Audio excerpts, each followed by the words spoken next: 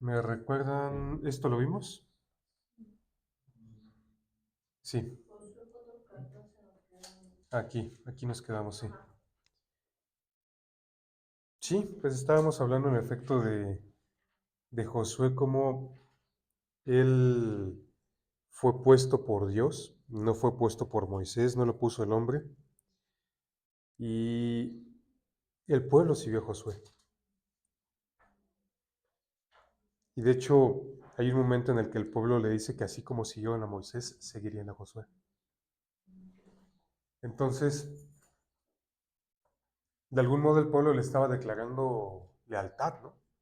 Lealtad a Josué. Y eso es una forma en la que podemos ver cómo hay una cuestión recíproca en aquellos que han sido puestos por autoridad. Por supuesto que Dios les da una responsabilidad. Ellos están para procurar a la gente que está bajo ellos o que está a su cargo. Y, y entonces esta responsabilidad de quien ha sido puesto en autoridad es para dar protección, para dar cuidado, para dar seguridad y por supuesto para guiar conforme Dios ha mandado. Entonces, aquí vemos que había una actitud de gratitud también del pueblo hacia Josué, porque es una responsabilidad grande. No cualquiera acepta una responsabilidad de ese tamaño. Y no solo que es aceptar la responsabilidad, sino que además es tan importante que haya esta comunión, esta comunicación con Dios, que haya una santidad. Y a partir de ello, entonces, el pueblo se va a volver a Dios y va a tener también un respeto por la autoridad, una reverencia por la autoridad y una acción de gracias, como dice aquí, ¿no? Una acción de gracias de las ovejas por el pastor. Desde el punto 9 es la fidelidad del pastor por las ovejas. Es el punto con el que empieza este aposento, el aposento de fe. Y cierra con la acción de gracias de las ovejas por el pastor. Es una acción recíproca y necesitamos verlo también como una cuestión de fe. No es una cuestión en la que nosotros podamos poner nuestros ojos en el hombre. Si nosotros confiamos en que es la persona que Dios puso, se puede equivocar. ¿Josué se equivocó? Sí. ¿Ganó todas las batallas? No. No, en efecto. ¿Tomó malas decisiones? Algunas. Pero a pesar de ello, el pueblo tenía este reconocimiento por Josué, esta gratitud. Y así necesitamos hacerlo nosotros también. Por supuesto que si nosotros ponemos los ojos en el hombre meramente, vamos a ser decepcionados, porque todos los hombres nos equivocamos, todos. Y ahora sí que el que no se equivoque, que levante la mano, ¿no? O sea, todos nos equivocamos, todos cometemos errores. Por supuesto que la meta es no vivir en esos errores, no vivir cometiendo equivocación tras equivocación, sino que quienes están en autoridad necesitan buscar más de Dios, arrepentirse, así como David lo hacía, y, y tener el lugar correcto dentro de la función o la responsabilidad que Dios haya puesto.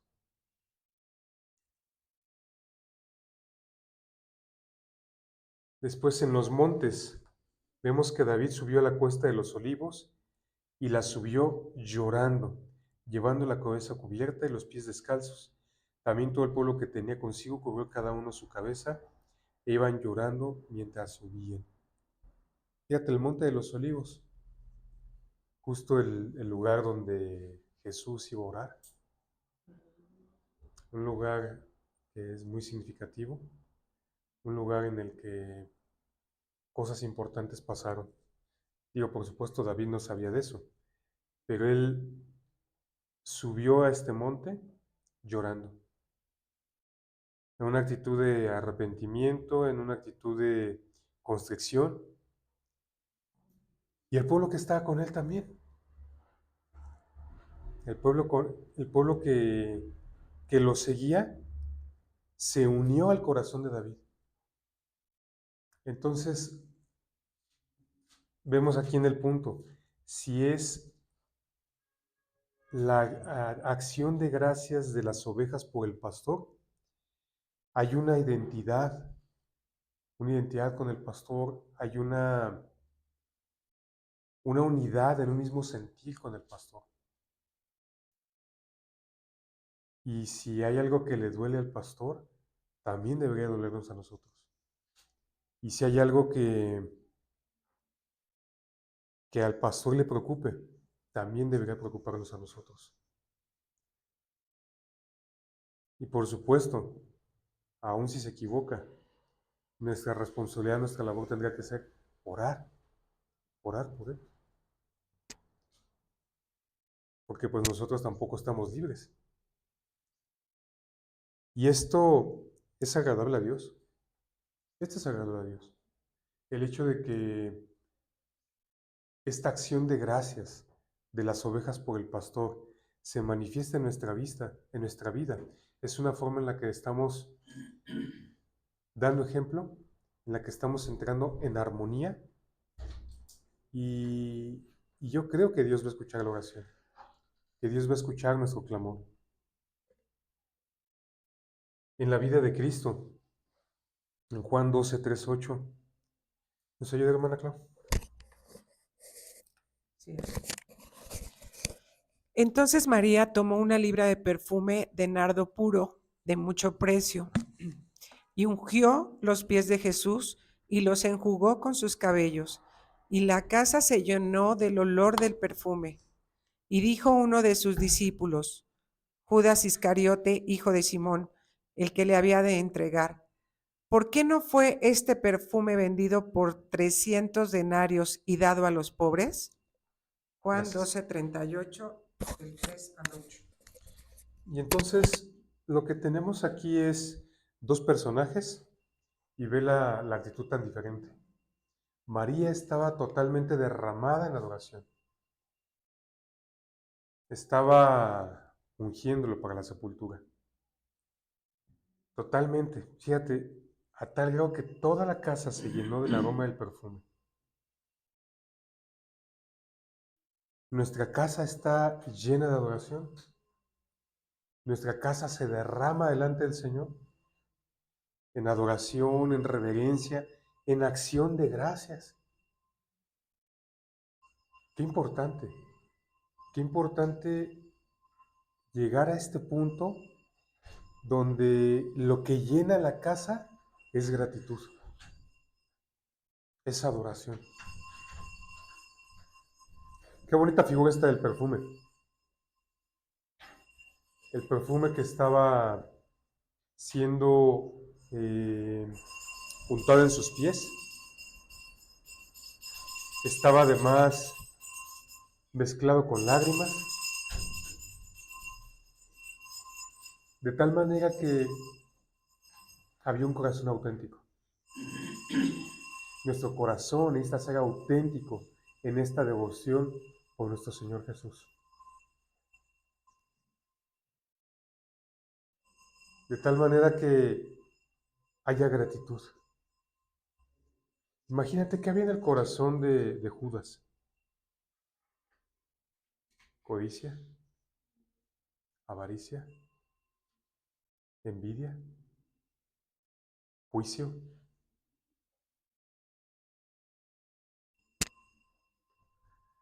Falsedad, ¿no? Porque estaría preocupado por el perfume, por los denarios o por los pobres. Estaba preocupado por los denarios, ¿no? Él no estaba preocupado por los pobres realmente. Él sustraía de la bolsa. Y a lo mejor, o sea, de inmediato, ¿no? Él estaba ya haciendo cuentas. Pero en su corazón no estaban los pobres, estaban los denarios. Entonces, ¿de qué está llena nuestra casa? Necesitamos llenar nuestra casa de adoración, de gratitud. Acciones de gracias al Señor.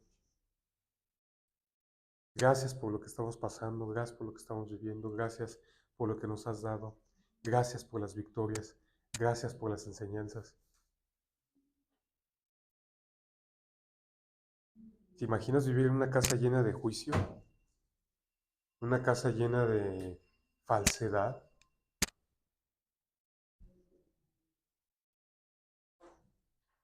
Acciones que dan gloria al Señor. Y aquí necesitamos, pues así como hacer un examen personal.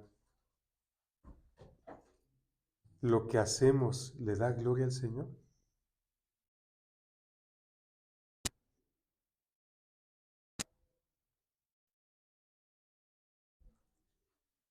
Vamos a avanzar. Y continúo diciendo, a ver, Esther.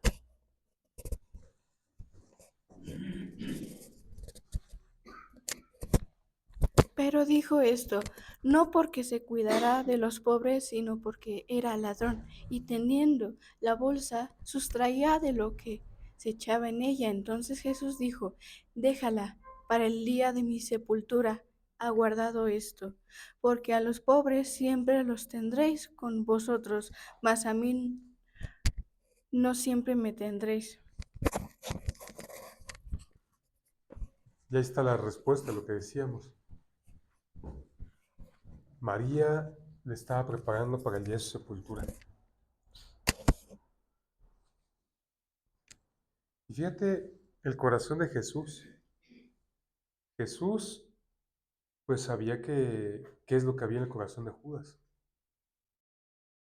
Y no se lo recriminó. No le dijo, eres un ladrón. No dices esto por los pobres, sino porque metes la mano en la bolsa. No, Jesús no le dijo eso. Jesús sabía que le iba a entregar. Y no lo señaló.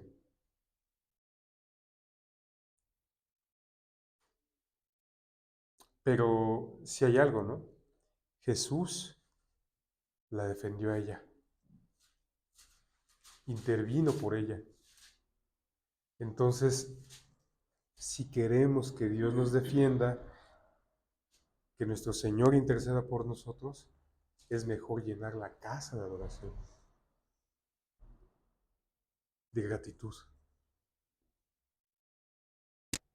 de derramarnos delante del Señor y postrarnos delante de Él. Ahí es donde vamos a tener la respuesta. En la iglesia primitiva, y aquí nos habla de confianza en Dios. La iglesia primitiva confiaba en Dios, aprendió a confiar en Él. Primero por todo lo que hizo Jesús y después por lo que veía que estaba ocurriendo ya con los apóstoles. En Hechos 21, 4, 6. Y hallados los discípulos nos quedamos allí 7 días, y ellos decían a Pablo por el Espíritu que no subiese a Jerusalén.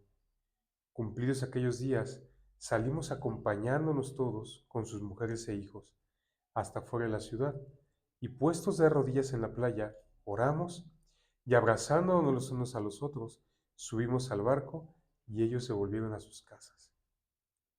Ellos, fíjate la actitud que tenían. Tenían gratitud con Pablo, y entre ellos también tenían esta cuestión de gratitud, de compañerismo, de unidad.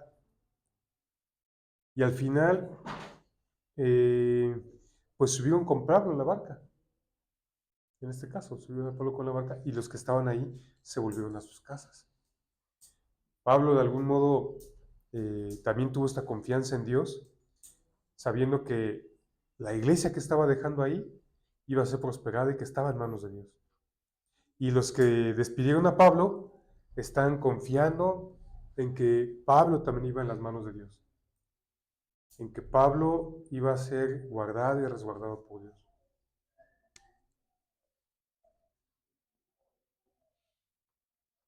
En los desiertos y disciplinas, Fercho, ¿nos ayudas?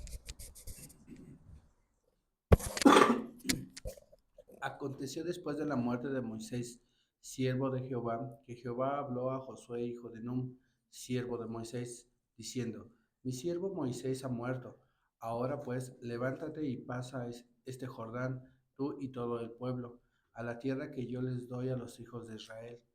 Yo os he entregado, como lo había dicho a Moisés, todo lugar que pisare la planta de vuestro pie. Gracias.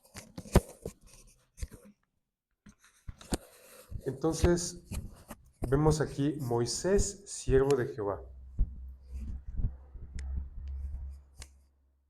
Y fíjate cómo lo dice, el siervo de Jehová.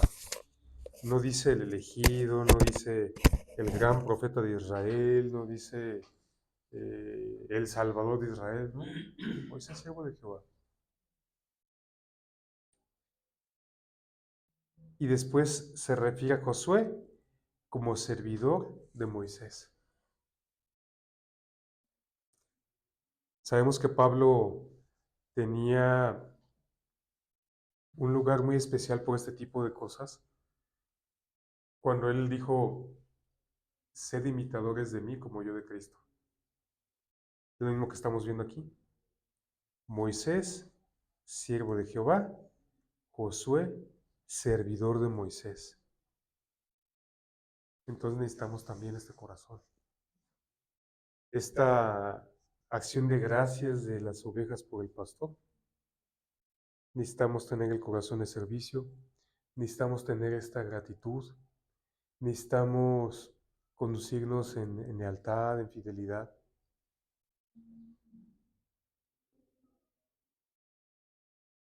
Y después vienen las instrucciones. Yo os he entregado, como lo había dicho a Moisés, todo lugar que pisare la planta de vuestro pie. Está recordando la promesa. Dios le dio la promesa desde Abraham. Y después aquí viene la promesa también recordada con Moisés. Y está recordando al pueblo esa promesa. Que todo lugar donde pusiera la planta su pie, se las iba a dar. Y fíjate, no dice que se las iba a regalar. Dice que se las iba a dar en posesión, en autoridad. Obviamente ellos tenían que ir y poseer la tierra. Ellos tenían que ir y poner la planta de su pie sobre ese lugar de tal manera que la poseyeran.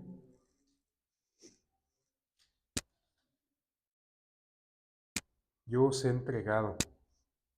Esto es un acto de fe.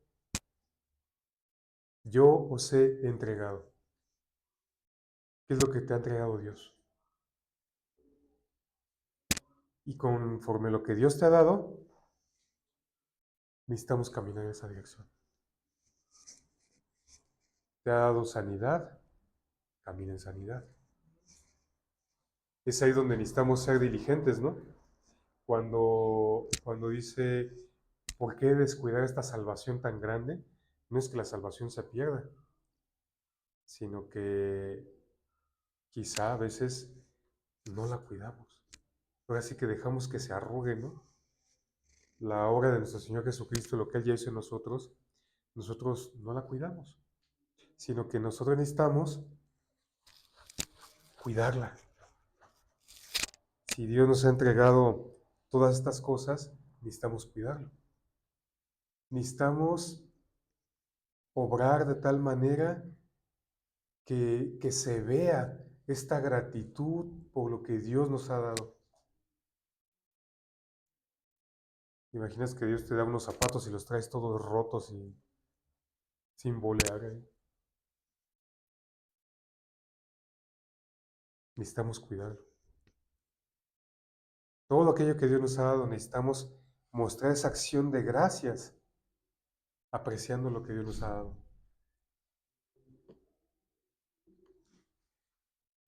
Continúa diciendo, desde el desierto y el Líbano hasta el gran río Éufrates, toda la tierra de los heteos, hasta el gran mar donde se pone el sol, será vuestro territorio.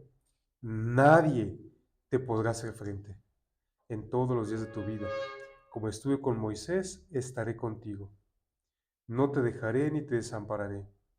esfuérzate y sé valiente, porque tú repartirás a este pueblo por heredad la tierra de la cual juró a sus padres que la daría a ellos. Entonces vemos que Dios está hablando aquí con Josué y está recordando nuevamente la promesa, pero la forma en la que le está diciendo, nadie te podrá hacer frente. Necesitamos creerlo. ¿Se levantaron enemigos contra ellos? ¿Sí? Y entonces a ver, si Dios dijo que nadie nos iba a poder hacer frente, ¿cómo lo entiendes, amor? Nadie los mm,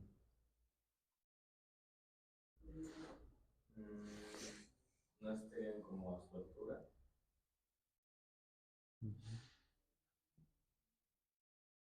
¿Tú qué piensas, Nata?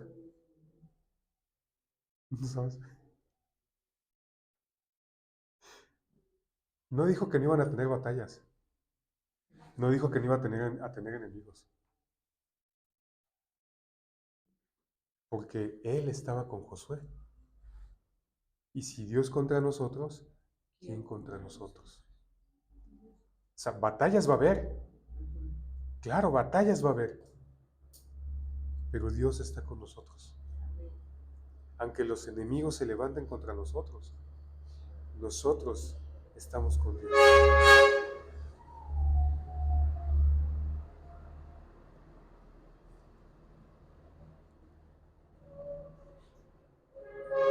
Y fíjate cómo le recuerda, como estuve con Moisés, estaré contigo. Así. Como estuve con Moisés, estaré contigo. Solamente esfuérzate y sé muy valiente, para cuidar de hacer conforme a toda la ley que mi siervo Moisés te mandó. No te apartes de ella ni a diestra ni a siniestra, para que seas prosperado en todas las cosas que emprendas. Nunca se apartará de tu boca este libro de la ley, sino que de día y de noche meditarás en él, para que guardes y hagas conforme a todo lo que en él está escrito, porque entonces harás prosperar tu camino y todo te saldrá bien. Y aquí hay una clave importante: queremos ser prosperados. Necesitamos meditar, en este caso aquí está hablando de la ley. Lo que nosotros necesitamos meditar es la obra redentora de Jesucristo. Necesitamos meditar en que Él entregó su vida por nosotros, en el que Él ya nos dio todas las cosas. Cuando nosotros vemos que Dios está animando a Josué, fíjate, no lo está regañando, lo está animando. Esfuérzate y sé un poquito valiente. Sé valiente, sé muy valiente. Sé muy valiente, porque por supuesto que se necesitaba valor para ir a enfrentar a los enemigos. Se necesita valor para creerle a Dios que Dios está contigo y que Dios te va a hacer ganar la batalla. Sí se necesita valor. Y necesitamos caminar con eso. Y esto es, voy a utilizar la palabra, un requisito. Que no te apartes ni a izquierda ni a derecha. Si tú te apartas a izquierda o a derecha, entonces te estás exponiendo. Te estás saliendo de la protección de Dios. Entonces no podemos decir, Señor, tú dijiste que me ibas a prosperar y mira todo lo que está pasando. Bueno, ¿te has apartado de izquierda o a derecha? Necesitamos estar bien encarriladitos, estar bien derechitos en el camino de Dios. Y entonces todo te saldrá bien. Si todo te está saliendo bien ahorita, probablemente es porque estás así bien encarriladito. Si hay algo que no esté saliendo bien, hay que examinar nuestros caminos. Examinar nuestros caminos y nuevamente regreso al punto anterior. Llenar nuestra casa de gratitud y adoración.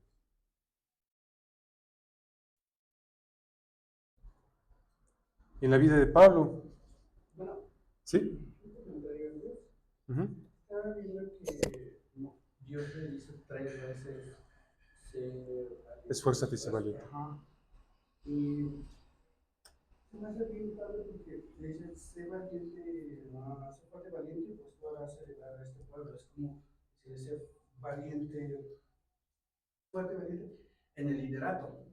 ¿No? Después le dice otra vez, sé fuerte y valiente para cuidar y cumplir todo lo que está escrito en la palabra, como en sus sentimientos, en su accionar. Y la última que le dice, sé fuerte y valiente, no temas ni desfallezcas, pues contigo está el eterno, donde quiera que tú vayas, es como tu caminar, ¿no? Y eso se me hace muy padre porque no deja ningún aspecto de nuestra vida fuera, sino completamente esos 3 aspectos nos dice Dios, seamos valientes y esforzados.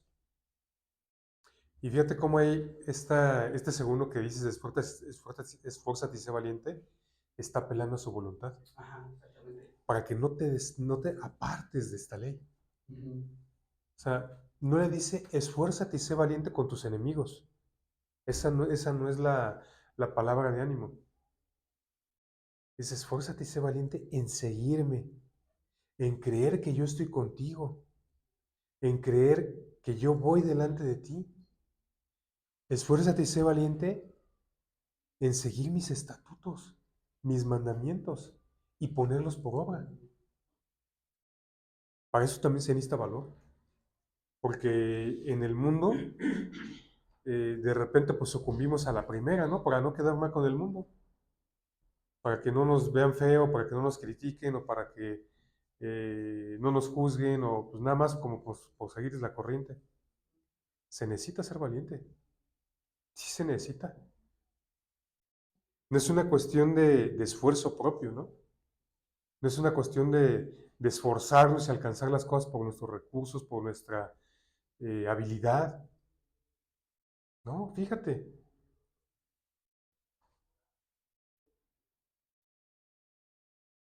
Fíjate, aquí está, a ver, esta es la primera vez que dice, esfuérzate y sé valiente, porque tú repartirás. Esfuérzate y sé valiente porque tú tienes la autoridad para dar a este pueblo. Porque yo te estoy usando a ti. Créeme a mí que tú vas a repartir a este pueblo la tierra.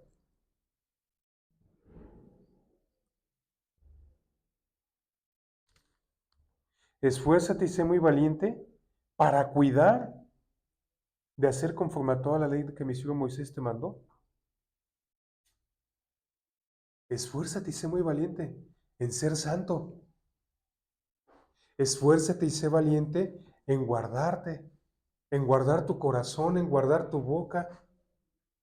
Que no empiecen a venir, no me acuerdo exactamente cómo dice el proverbio, cuando dice que los pájaros vienen y vuelan sobre la cabeza.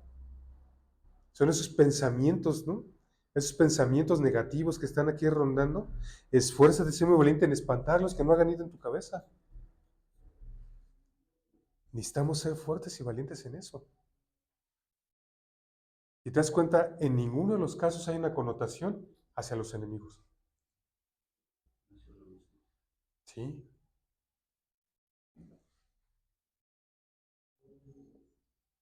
En la vida de Pablo.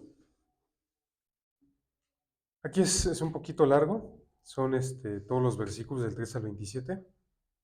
Vamos a leer un versículo cada uno. Vamos a empezar por acá. Digo, una diapositiva cada uno. Pasados algunos días, el rey Agripa y Berenice vinieron a Cesarea para saludar a Festo, y como estuvieron allí muchos días, Festo expuso al rey la causa de Pablo, diciendo: un hombre ha sido dejado preso por Félix, respecto al cual, cuando fui a Jerusalén, se me presentaron los principales sacerdotes y los ancianos de los judíos, pidiendo condenación contra él. A esto respondí que no es costumbre de los romanos entregar a alguno a la muerte antes que el acusado tenga delante a sus acusadores y pueda defenderse de la acusación. Entonces vemos aquí, Por favor.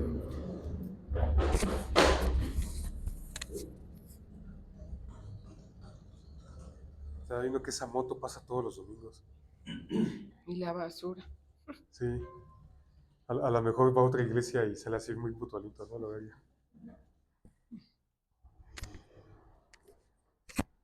En efecto, aquí vemos que ya hay una sentencia de muerte sobre Pablo y le iban a dar oportunidad de defenderse hasta que estuviera enfrente de sus acusadores. Continuamos. Así que, habiendo venido ellos juntos acá sin ninguna dilación, al día siguiente, sentado en el tribunal, mandé traer al hombre. Y estando presentes los acusadores, ningún cargo presentaron de los que yo sospechaba, sino que tenían contra él ciertas cuestiones acerca de su religión y de un cierto Jesús ya muerto, el que Pablo afirmaba estar vivo. Fíjate cómo de lo que le acusaban, pues realmente no había una infracción de la ley, ¿no? No había nada malo en él. Y aún dice pues, que habla de un Jesús que murió, pero que está vivo. ¿Y qué infracción había en eso? O sea, no había ninguna cuestión ahí extraña. Yo dudando en cuestión semejante, le pregunté si quería ir a Jerusalén y allá ser juzgado de estas cosas. Mas como Pablo apeló para que se le reservase para el conocimiento del augusto, mandé que los custodiese hasta que le enviara yo a César. Entonces Agripa dijo a Festo: yo también quisiera oír a ese hombre. Y él le dijo: mañana le oirás. Fíjate cómo una gripa, había algo en las palabras de Pablo que decía, quiero oír lo que dice. Lo que dicen de él, a ver, ¿cómo que Jesús murió y resucitó? Y que está vivo, quiero oírlo. A una gripa. Él básicamente estaba diciendo, no puedo defenderlo porque apeló al César. Y eso era una ley. Si apelaban al César, tenían que ir al César.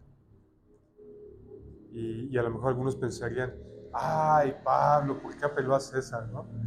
Si siendo ciudadano romano, pues lo hubieran podido juzgar y rectamente y todo. Pero Pablo apeló al César porque sabía que él tenía que ser llevado a Roma, él tenía que ser enjuiciado. Él, digo, a lo mejor no con la misma magnitud, pero así como cuando Jesús estaba en el Getsemaní, que le decía al Padre, Padre, si es posible, pasa esta copa de mí, pero no sea mi voluntad, sino la tuya.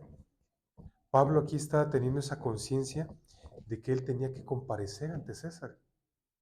Y cuando compareció ante César, dio todo su testimonio, ¿no?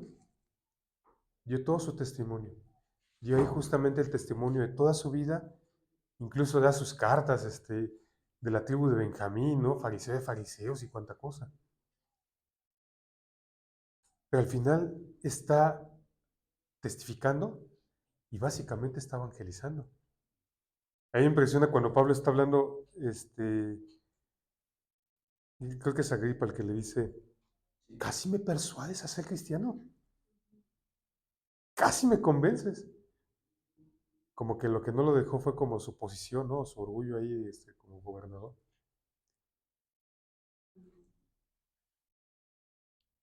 ¿Seguimos? Pero yo, hallado que ninguna cosa digna de muerte ha hecho, y como él mismo apeló a Augusto, he determinado enviarle a él. Como no tengo cosa cierta que escribir a mi señor, le he traído ante vosotros, y mayormente ante ti, oh rey Agripa, para que después de examinarle tenga yo que escribir. Porque me parece fuera de razón enviar un preso y no informar de los cargos que haya en su contra. Como que todos estaban del lado de Pablo, ¿no? Aquí el escribano dice, ¿cómo vamos a enviar a alguien preso si no hay razón de por qué enviarlo? Entonces, pues tú dime, ¿no? ¿De qué lo vamos a acusar?